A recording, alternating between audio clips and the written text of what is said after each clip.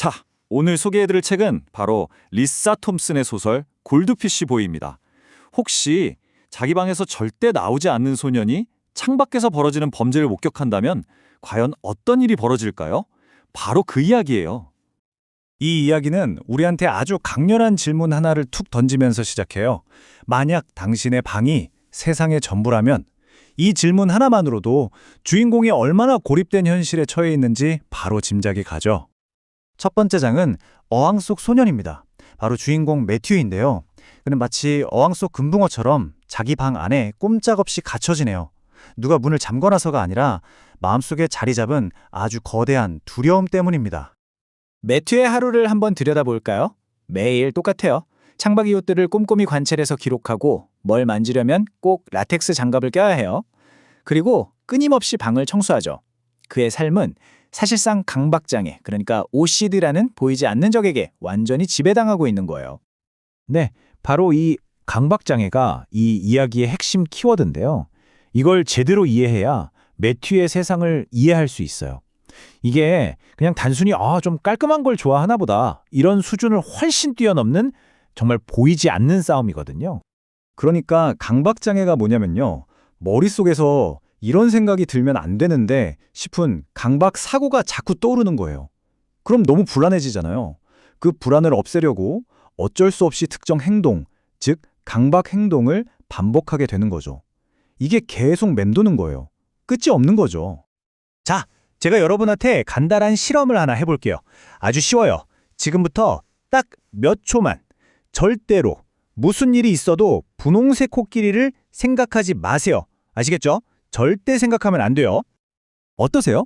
아마 분홍 코끼리 생각하지 말아야지 하면 할수록 머릿속이 온통 분홍 코끼리로 가득 찼을 거예요. 그쵸? 바로 이거예요. 이게 바로 강박장애의 핵심적인 고통입니다. 매튜는요, 매일, 매 순간 자신의 마음이랑 바로 이런 싸움을 하고 있는 거예요. 정말 힘들겠죠?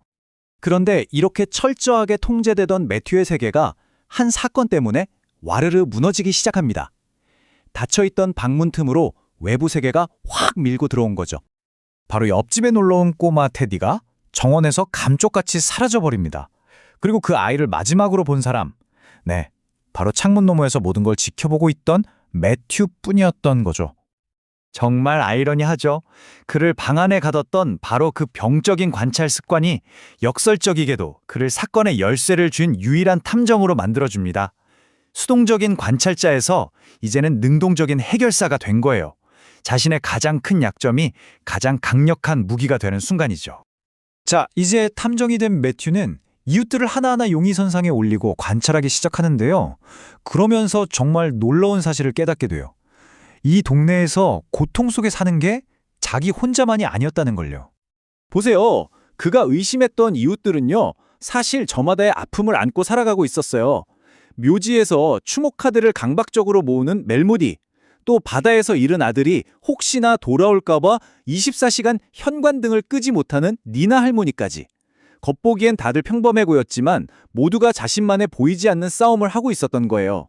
어쩌면 이 동네 자체가 각자의 어항에 갇힌 사람들이 모여 사는 곳이었는지도 모르죠. 근데 있잖아요. 이 테디 실종 사건은 사실 이 이야기의 절반밖에 안 돼요. 진짜 풀어야 할 미스터리는 바로 매튜 자기 자신, 그 내면에 있었거든요.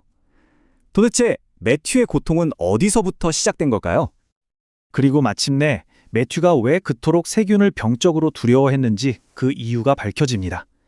이건 어린 시절에 겪었던 엄청난 슬픔 속에서 한 아이가 스스로 만들어낸 너무나 가슴 아픈 논리였어요. 자기가 수두에 걸렸고 그때 임신 중이던 엄마에게 구토를 했는데 그 후에 태어난 동생 캘럼이 얼마 안 가 세상을 떠났거든요. 그래서 매튜는 내 세균이 동생을 죽였다. 다 내 잘못이다. 라고 믿게 된 거예요. 매튜는 이렇게 말해요. 이상하게 들리겠지만 난 한 번도 만난 적 없는 내 동생이 그리웠다. 나 때문에 죽은 그 아이가. 이 한 문장에 매튜가 수년간 혼자 짊어져온 죄책감의 무게가 다 느껴지지 않나요? 자, 그럼 테디를 데려간 진짜 범인은 누구였을까요? 놀랍게도 그 범인 역시 아이를 가질 수 없다는 깊은 슬픔을 가진 이웃 부부였어요. 이 소설은 소위 악당이라고 할 만한 인물조차도 결국엔 자신만의 숨겨진 고통 때문에 그런 선택을 했다는 걸 보여줘요. 섣불리 누군가를 판단해서는 안 된다는 거죠. 자, 이렇게 밖에서 벌어진 미스터리와 자기 안의 깊은 상처, 그 모든 진실이 드러나면서 매튜는 비로소 치유를 향한 첫걸음을 내딛게 됩니다. 이때 니나 할머니가 해준 이 조언이 소설 전체를 관통하는 핵심 메시지가 되는데요. 태풍이 지나가기만 기다리지 마라. 그 안으로 걸어 들어가 빗속에서 춤을 추어야 해. 두려움 뒤에 숨어있지 말고 직접 부딪혀서 이겨내라는 거죠. 그리고 매튜는 그 첫걸음으로 아주 의미 있는 행동을 해요. 수년 동안 자신의 유일한 친구이자 아무에게도 말 못할 비밀을 털어놓던 대상이었죠. 바로 사자눈이 그려진 낡은 벽지 조각. 이걸 엄마에게 버려달라고 부탁합니다. 과거에 고립된 죄책감과 이제는 정말 이별하겠다는 아주 단호한 의지를 보여주는 장면이에요.